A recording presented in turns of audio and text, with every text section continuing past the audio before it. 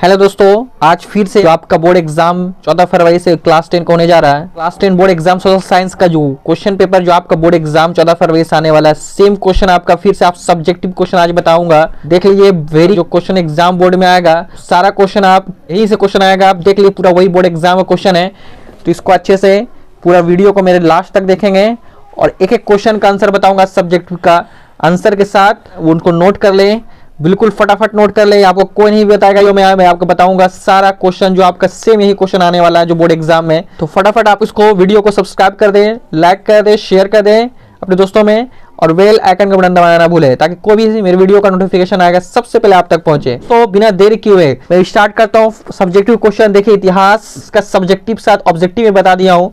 अगर कोई मैं वीडियो में जाकर चैनल के वीडियो में जाकर देख सकते हैं इसका ऑब्जेक्टिव क्वेश्चन जो वेरी 80 क्वेश्चन है। आप देख रहे हैं यहाँ पे सारा क्वेश्चन मैं बता चुका हूँ, आप देख सकते हैं मेरे वीडियो में जाकर के। आज मैं सब्जेक्टिव बताने जा रहा हूँ, ठीक है। पहला क्वेश्चन देखिए, लघु उत्तरीय क्वेश्चन लिखा हुआ है। प्रश्न एक संख्या 1 से 6 तक लघु उत्तरीय है। इनमें से किसी 3 प्रश्न को उत्तर दें। प्रत्येक प्रश्न के लिए 2 अंक निर्धारित है, ठीक है। 3 का ही आंसर देना है। 6 क्वेश्चन आपका दिया हुआ है, ठीक है। पहला क्वेश्चन है, गोलमेज सम्मेलन क्यों बुलाए गए, उनके क्या परिणाम हुए, ठीक है। उत्तर, गांधी इरविन समझौते के बाद संवैधानिक सुधार पर विचार विमर्श करने के लिए लंदन में 3 गोलमेज सम्मेलन आयोजित किया गया। प्रथम गोलमेज सम्मेलन नवंबर 1930 ईस्वी से जनवरी 1931 ईस्वी में हुआ। कांग्रेस ने इसमें भाग नहीं लिया, इसलिए यह विफल हो गया। द्वितीय गोलमेज सम्मेलन सितंबर 1931 ईस्वी से दिसंबर 1931 ईस्वी, कांग्रेस की ओर से गांधी जी ने भाग लिया। सम्मेलन में सांप्रदायिक प्रश्नों पर सहमति नहीं बन सकी, अतः यह सम्मेलन भी विफल हो गया। नवंबर दिसंबर 1932 ईस्वी में तीसरा गोलमेज सम्मेलन हुआ, कांग्रेस ने इसका बहिष्कार किया। इस प्रकार तीनों सम्मेलन विफल हो गए, ठीक है। इस तरह से आंसर आप नोट कर लीजिए, लिख लीजिए। मैं आपको साथ साथ आंसर भी बताने जा रहा हूँ। नेक्स्ट क्वेश्चन है, दांडी यात्रा का क्या उद्देश्य था, ठीक है।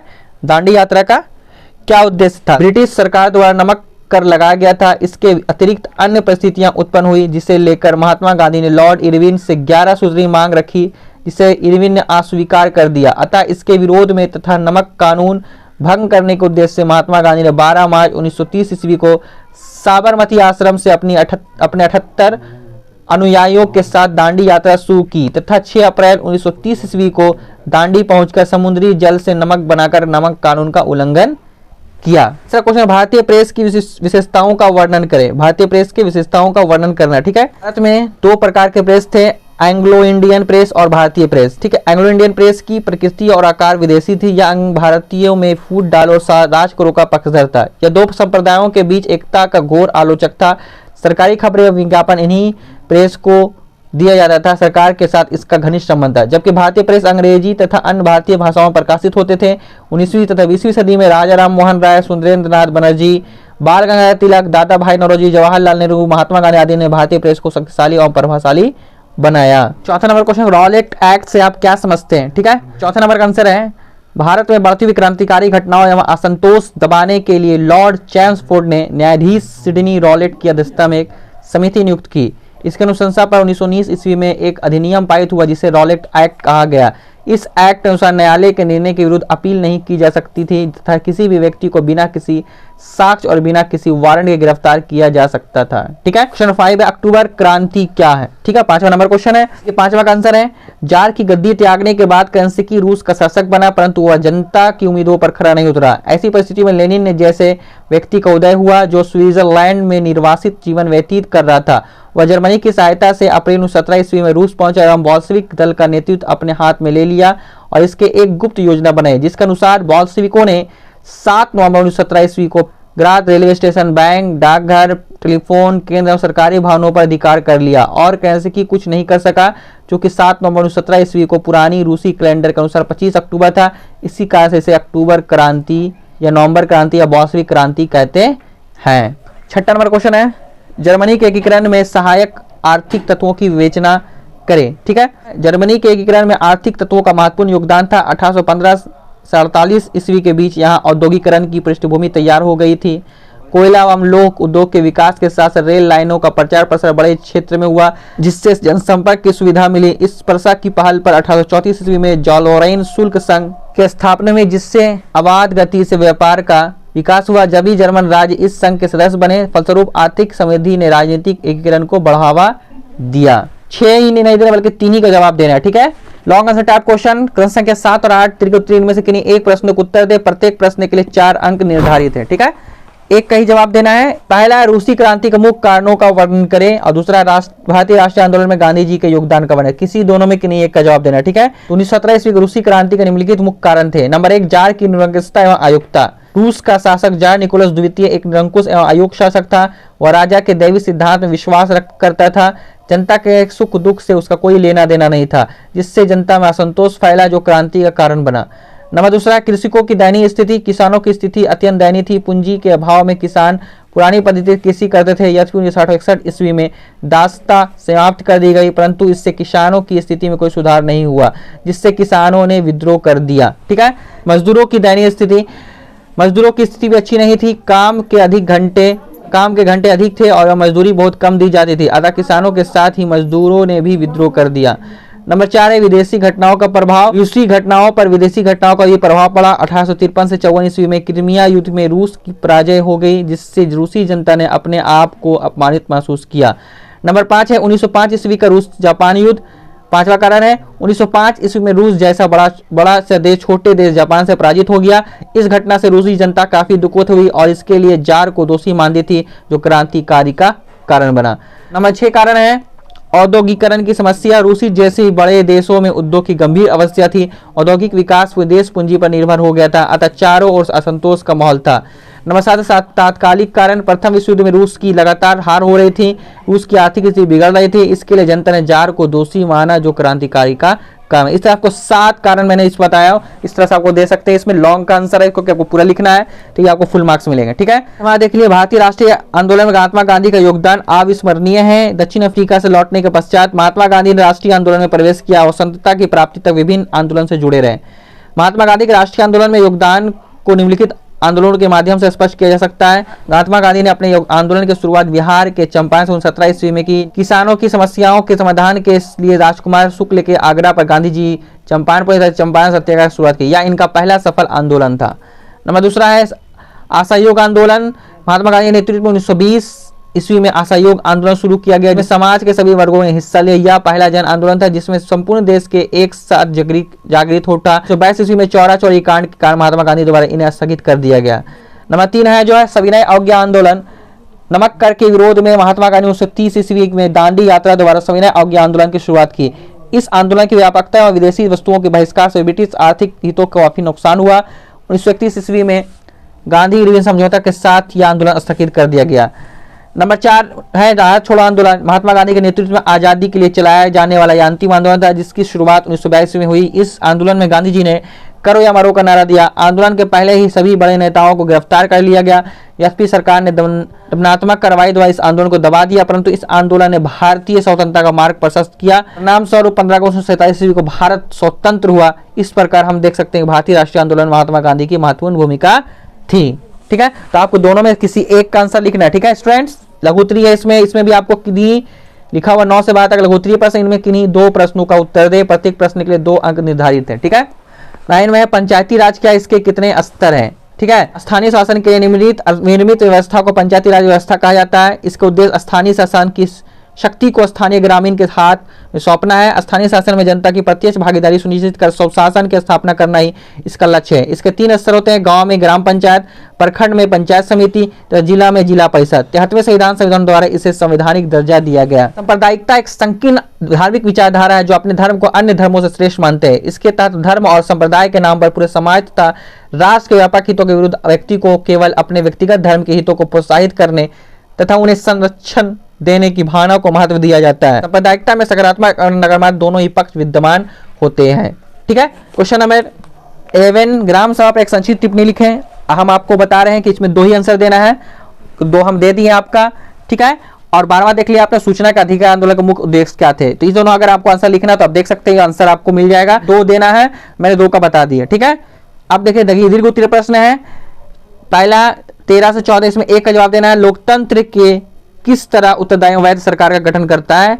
और दूसरा है भारत में जातिवाद पनपने के कारणों का वर्णन करें, ठीक है। तो मैं आपको 13 का बता देता हूं आंसर, आपको 14 का भी लिख सकते हैं। आप देख लें 14 का आंसर आपको लिख सकते हैं। मैं 13 किसमें आपको बता रहा हूं। 13 लोकतंत्र किस तरह उत्तरदायी अवैध सरकार का गठन करता है, क्योंकि एक ही का आंसर देना है। देखिए, लोकतंत्र एक उत्तरदायी व्यय शासन है, क्योंकि इसमें जनता अपने वयस्क के मताधिकार द्वारा अपने प्रतिनिधियों का चयन करती है। चुने हुए प्रतिनिधि सरकार का गठन करते हैं, जो जनता के प्रति उत्तरदायी होते हैं। इस प्रकार लोकतंत्र उत्तरदायी एवं वैध सरकार का गठन करता है। लोकतंत्र एक उत्तरदायी एवं वैध शासन है, यह निम्नलिखित कथनों से सुस्पष्ट हो जाता है। नंबर 1, लोकतंत्र में जनता चुनाव में भाग लेती है तथा अपने वयस्क मताधिकार से प्रतिनिधियों का चयन करती है। यही प्रतिनिधि सरकार का गठन करते हैं। दूसरा पॉइंट है, चुनी हुई सरकार जनता के प्रति उत्तरदायी होती है। वह हमेशा जनहित में फैसला लेती है तथा लोगों की आकांक्षाओं को पूरा करने का निरंतर प्रयास करती है। नंबर 3, यद्यपि सरकार द्वारा कई फैसला लेने में विलंब हो जाता है, परंतु फिर भी यह फैसला जनकल्याणकारी होते हैं। अर्थशास्त्र का प्रश्न संख्या 15 से 18 तक लघु उत्तरीय है। इनमें से किन्हीं 2 प्रश्नों को उत्तर दें। प्रत्येक प्रश्न के लिए 2 अंक निर्धारित है। ठीक है, अब देखिए, इसमें पहला है जो 15 नंबर, आय से आप क्या समझते हैं। ठीक है, कोई व्यक्ति किसी भी प्रकार के शारीरिक अथवा मानसिक कार्य के बदले जो पारिश्रमिक प्राप्त करता है उसे उस व्यक्ति की आय कहते हैं। ठीक है, क्वेश्चन 16, विश्व व्यापार संगठन क्या है या कब और क्यों स्थापित किया गया। 16 का आंसर देखिए, विश्व व्यापार संगठन एक ऐसी अंतर्राष्ट्रीय संगठन है जिसका उद्देश्य अंतर्राष्ट्रीय व्यापार को उदार बनाना है। इसकी स्थापना जनवरी 1995 ईस्वी में की गई थी। यह अंतर्राष्ट्रीय व्यापार से संबंधित नियमों को निर्धारित करता है और देखभाल करता है। इसका मुख्यालय जेनेवा में है। भारत इसका संस्थापक सदस्य है। 2 ही का देना है, लेकिन मैं आपको बताता हूँ 17 नंबर का भी। 17, सकल घरेलू उत्पाद से आप क्या समझते हैं। ठीक है, किसी देश में एक वित्तीय वर्ष में उत्पादित सभी अंतिम वस्तुओं एवं सेवाओं के मौद्रिक मूल्य को सकल घरेलू उत्पाद कहते हैं। सकल घरेलू उत्पाद किसी देश के आर्थिक उत्पादन का माप है जो वह एक वर्ष में उत्पादित करता है। सहकारिता से आप क्या समझते हैं। ठीक है, सहकारिता से आप क्या समझते हैं। 18 देख लीजिए, सहकारिता का अर्थ है एक साथ मिलजुल कर कार्य करना, परंतु अर्थव्यवस्था में इस शब्द का प्रयोग अधिक व्यापक अर्थ में किया जाता है। सहकारिता वह संगठन है जिसके द्वारा 2 या 2 से अधिक व्यक्ति स्वेच्छा पूर्वक मिलजुल कर समान स्तर पर आर्थिक हितों की वृद्धि करते हैं। अब देखिए, दीर्घ उत्तरीय प्रश्न लॉन्ग आंसर टाइप क्वेश्चन है। प्रश्न संख्या 19 से 20 तक दीर्घ उत्तरीय है। इनमें से किन्हीं एक प्रश्नों के उत्तर दे। प्रत्येक प्रश्न के लिए 4 अंक निर्धारित, किसी 2 1 का देना है। 19 में उपभोक्ता संरक्षण अधिनियम 1986 के मुख्य विशेषताओं का वर्णन करें। दूसरा है, सहकारिता का मूल तत्व क्या है, राज्य के विकास में इसकी भूमिका का वर्णन करें। ठीक है, तो मैं आपका बता दूं, क्वेश्चन नंबर 20 का आंसर देता हूं। 19 का भी आप देख सकते हैं। 20 का आंसर देता हूं, सहकारिता का मूल तत्व क्या है, राज्य के विकास में इसकी भूमिका का वर्णन करना है। ठीक है, सहकारिता उस आर्थिक व्यवस्था को कहते हैं जिसमें मनुष्य किसी आर्थिक उद्देश्य की पूर्ति के लिए मिलजुल कर कार्य करता है। इसके मुख्य तत्व हैं, पहला, इस संगठन की सदस्यता स्वैच्छिक होती है। लोग अपने इच्छा से सहकारी के संगठन के सदस्य बनते हैं, उन पर कोई बाहरी दबाव नहीं होता है। दूसरा, इसका प्रबंधन एवं संचालन जनतंत्रात्मक आधार पर होता है। सदस्यों के बीच किसी भी आधार पर कोई भेदभाव नहीं किया जाता है, सबको बराबर समझा जाता है तथा एक समान अवसर दिया जाता है। नंबर 3 है, इसके आर्थिक उद्देश्य में नैतिक तथा सामाजिक तत्व शामिल रहते हैं।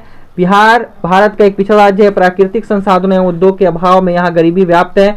कृषि यहाँ का मुख्य व्यवसाय है जो पिछड़ी हुई अवस्था में है। ऐसी स्थिति में राज्य के विकास में सहकारिता का भूमिका महत्वपूर्ण है। ग्रामीण स्तर पर धनकुट्टी, अगरबत्ती, बिड़ी निर्माण, जूते एवं ईंट बनाने जैसे महत्वपूर्ण रोजगार सहकारिता के सहयोग से चलाई जा रही है। इसके लिए राज्य स्तरीय सहकारी बैंक ऋण मुहैया कराती है। इससे व्यक्ति की आय धीरे धीरे बढ़ रही है तथा लोगों का जीवन स्तर भी ऊंचा उठ रहा है। ठीक है, अब भूगोल आपका ज्योग्राफी का आ गया है। प्रश्न संख्या 21 से 26 तक लघु उत्तरीय है। इनमें से किन्हीं 3 प्रश्नों को उत्तर दें। प्रत्येक प्रश्न के लिए 2 अंक निर्धारित है। पहला, खनिज धारित कोई 2 उद्योगों के नाम लिखे। ठीक है, ये उद्योग जो खनिज और धातुओं को कच्चे माल के रूप में प्रयोग करते हैं उन्हें खनिज आधारित उद्योग कहलाते हैं। खनिज धारित उद्योग के 2 उदाहरण निम्नलिखित है। पहला, लोहा एवं इस्पात उद्योग। दूसरा में है एल्युमिनियम उद्योग। ठीक है, 22 नंबर में है दोस्तों, वृक्षों के घनत्व के आधार पर वनों का वर्गीकरण कीजिए। वृक्षों के घनत्व के आधार पर वनों को 5 वर्गों में वर्गीकृत किया जाता है। पहला, अत्यंत सघन वन। दूसरा, सघन वन। तीसरा, खुला वन। चौथा, झाड़ियां एवं अन्य वन। 5वां, तटीय वन। 23 नंबर क्वेश्चन है, संसाधन संरक्षण की उपयुक्तता लिखे अथवा प्राकृतिक संसाधनों का संरक्षण क्यों आवश्यक है। 23 का आंसर, प्रकृति द्वारा प्रदत्त वे सभी वस्तुएं जिनसे हमारी आवश्यकताएं पूरी होती है संसाधन कहते हैं। सभ्यता एवं संस्कृति के विकास में संसाधनों की अहम भूमिका होती है, परंतु इसका विवेकपूर्ण उपयोग विभिन्न प्रकार के सामाजिक, आर्थिक और सांस्कृतिक एवं पर्यावरणीय समस्याओं को जन्म देता है, अतः इनका संरक्षण आवश्यक है।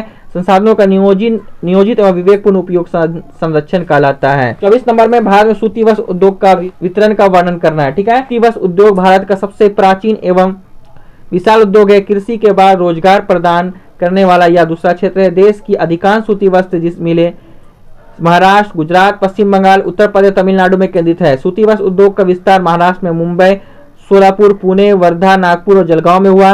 गुजरात के अहमदाबाद, वडोदरा, सूरत, राजकोट इत्यादि सूती वस्त्र उद्योग के प्रमुख केंद्र हैं। पश्चिम बंगाल में हावड़ा, मुर्शिदाबाद, हुगली एवं श्रीरामपुर प्रमुख केंद्र हैं। तमिलनाडु में कोयम्बटूर, चेन्नई में प्रमुख सूती वस्त्र उद्योग केंद्रित है। क्वेश्चन 25 है, बिहार में जूट उद्योग पर टिप्पणी लिखें। ठीक, देखिए जूट प्राचीन काल से एक महत्वपूर्ण उद्योग रहा है। यह बिहार का नहीं बल्कि भारत का ही महत्वपूर्ण उद्योग है। आजादी के पूर्व भारत में 110 जूट के कारखाने थे, जिसमें अधिकतर पश्चिम बंगाल और बिहार में केंद्रित था। बिहार में जूट के 3 बड़े कारखाने हैं, कटिहार, पूर्णिया और दरभंगा। वर्तमान में केवल कटिहार का कारखाना कार्यरत है। क्वेश्चन नंबर 26 है, संसाधन किसे कहते हैं? यह संसाधन को परिभाषित करें। प्रकृति द्वारा प्रदत्त वे सभी वस्तुएं जिनसे हमारी आवश्यकताओं की पूर्ति होती है तथा जिसका उपयोग हम अपनी दैनिक जीवन में करते हैं उसे संसाधन कहते हैं। प्रसिद्ध भूगोलवेत्ता जिम्मरमैन के अनुसार संसाधन होते नहीं, बनाए जाते हैं। अब देखिए क्वेश्चन नंबर 27 और 28 दीर्घोत्तरीय प्रश्न है। इनमें से किन्हीं एक प्रश्न को उत्तर दे। प्रत्येक प्रश्न के लिए 4 अंक निर्धारित है। पहला है, चाय उत्पादन के लिए अनुकूल भौगोलिक दशाओं को लिखें। 27 में 228 में गेहूं की फसल के लिए उपयुक्त भौगोलिक दशाओं एवं उत्पादक क्षेत्रों को लिखें। देखिए इसमें दोनों में से कि एक का जवाब देना है। मैं आपको 27 का आंसर बता दे रहा हूँ। ठीक है, चाय सदाबहार झाड़ी है जिसमें चाय का सर्वाधिक उत्पादक चीन में होता है। या उपोष्णकटिबंधीय पौधा है। इसकी खेती के लिए निम्नलिखित अनुकूल भौगोलिक दशाओं का होना आवश्यक है। पहला, तापमान चाय की खेती के लिए 25 डिग्री से लेकर 30 डिग्री सेंटीग्रेड तापमान की आवश्यकता होती है। दूसरा है वर्षा, इसकी खेती के लिए 200 से 250 सेंटीमीटर वर्षा आवश्यक है। सुबह का कुहासा और प्रतिदिन की बौछार पत्तियों की उपज में अत्यंत सहायक है। नंबर 3 है चाय की खेती के लिए सुप्रवाहित एवं उर्वरक मिट्टी होनी चाहिए। इसके लिए ढलुआ जमीन आवश्यक है। ठीक है। नंबर 4, श्रमिक झाड़ियों की सफाई एवं कटाई के लिए काफी मानव श्रम की आवश्यकता होती है तथा सस्ते श्रमिकों की आवश्यकता होती है। चाय की खेती असम, बंगाल, तमिलनाडु, हिमाचल प्रदेश, उत्तराखंड, मेघालय, त्रिपुरा, आंध्र प्रदेश इत्यादि राज्यों के पहाड़ी क्षेत्रों में होती है। देखिए प्रश्न संख्या 19 से 32 लघु उत्तरीय है। इनमें से किन्हीं 2 प्रश्न उत्तर दें। प्रत्येक प्रश्न के लिए 2 अंक निर्धारित हैं।